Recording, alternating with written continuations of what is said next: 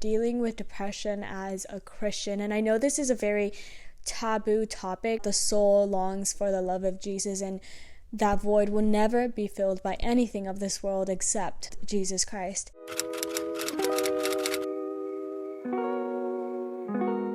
Hello everyone, welcome back to my channel, or welcome if you're new here. My name is Kimberly Meza and I create Christian-based content here on YouTube. I make vlogs and I post some content over on TikTok and Instagram. You can always follow me. I'll have all of my social medias linked down below. If you are someone that is returning, obviously the setup today is very different. It's giving podcaster today. I've actually had these podcast equipment for a while now. I actually got it as a birthday present for my 19th birthday, I want to say. So it's been sitting in the closet, stored away. I kind of wanted to pull it out today and test out the waters and see if maybe podcasting and producing that kind of content is something that I want to do in the future. I think the social media space is a great space for us to share the gospel and share the good news. As you probably read the title, today I'm going to be talking about dealing with depression as a Christian. And I know this is a very taboo topic. I felt the Lord leading me to talk about this because I need to make sure that you know,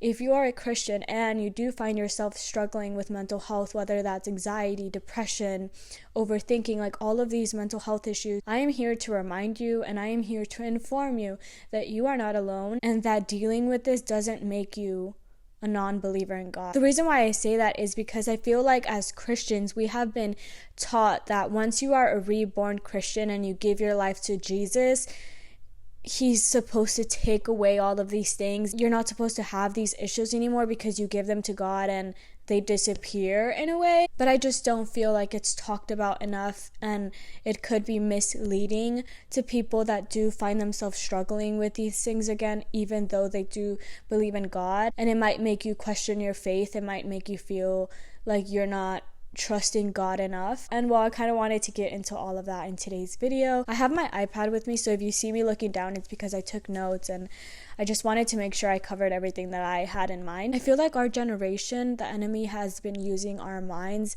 as like the weapon to try and destroy us, and it doesn't take a lot to notice that. You just look around at our teens that are staying at home, are depressed, that are young adults or adults that are just struggling with mental health, struggling to fill the void that is so empty that they are trying to find in material things and the worldly things. But as Christians, we know that the soul longs for the love of Jesus, and that void will never be filled by anything of this world except Jesus Christ. So personally, I am someone that has struggled a lot with mental health, and I've been very open about it, and I always want to speak up on that because I know how isolating dealing with mental health can feel. If you're new here and it's your first time watching me, I highly encourage you to go watch my testimony video. I'll link it all down below. I really go in depth into what I've gone through in my life struggle. I do still find myself dealing with mental health at times. So I guess what I'm trying to say is just because you know God, it doesn't mean that the devil is not going to try to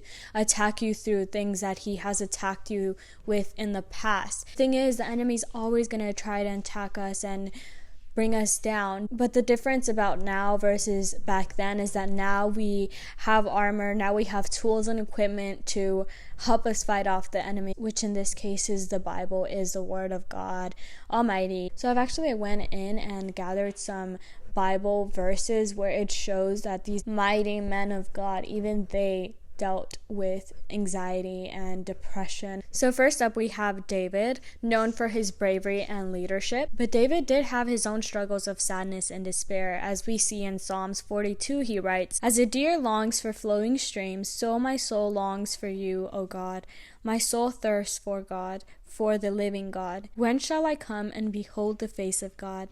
My tears have been my food, day and night, while people say to me continually, where is your God?" So here David is longing for God. He seems so distant, but he knows the love of God because he's encountered it before, and that's why he's just longing for it. I figured this was perfect because let's say you are a born again Christian and you found God and you are just living for God, you are on fire for him, but then you find yourself feeling distant and lonely and falling back into your depression, and now you're longing for the love of God that you once felt when you were on fire. If we keep reading into Psalms 43, he says, "The enemy has pursued me, crushing my life to the ground, making me sit in darkness like those long dead.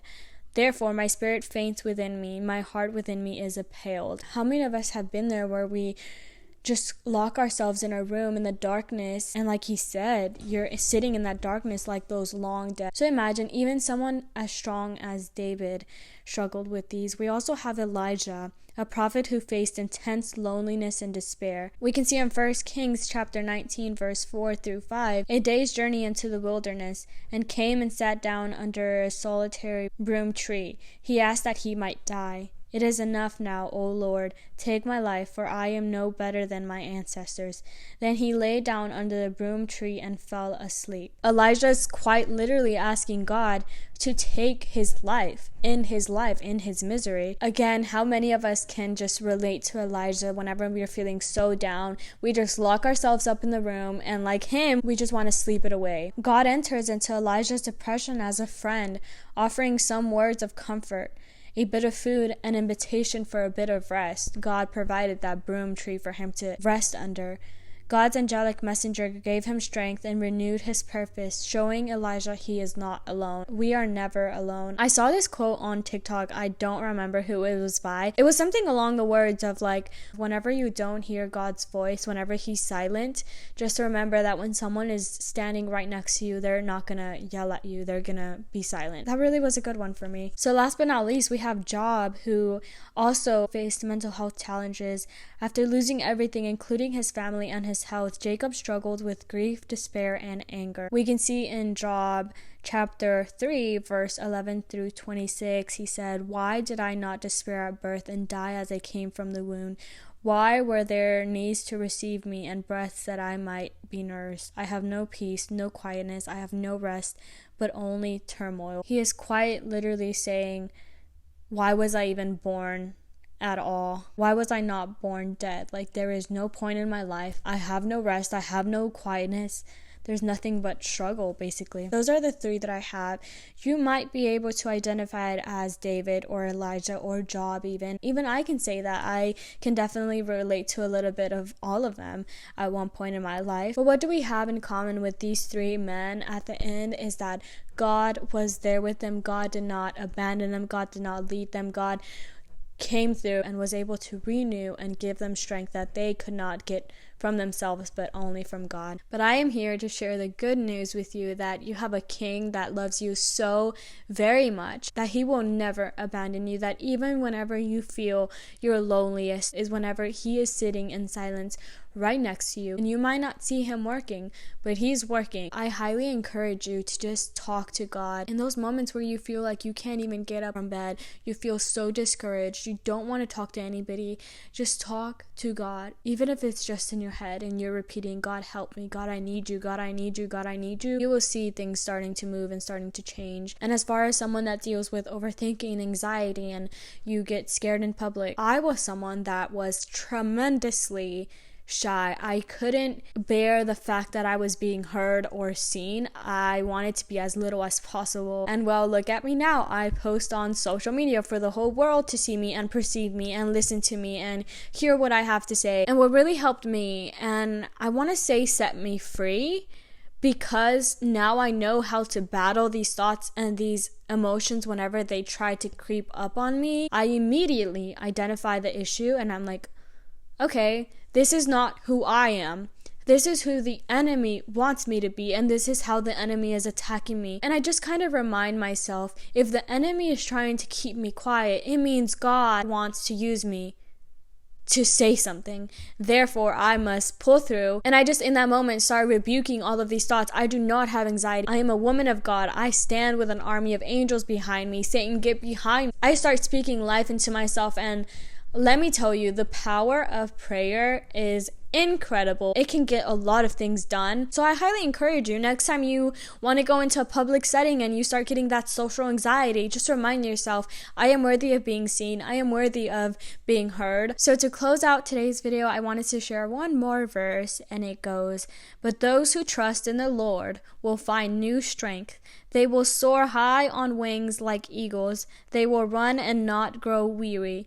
They will walk and not faint." This is Isaiah 4:31. And that, ladies and gentlemen, is the good news, is that we are not alone, and God will give us new strength that we could not find within ourselves. I love you guys so very much. If you've watched it this far, I really hope this video brought you that encouragement and that boost of just confidence within the Lord that you were looking for and seeking. And just above all, just know that you are not alone and that the Lord loves you so endlessly. And I will leave you all with that. We'll see you in my next video. Bye.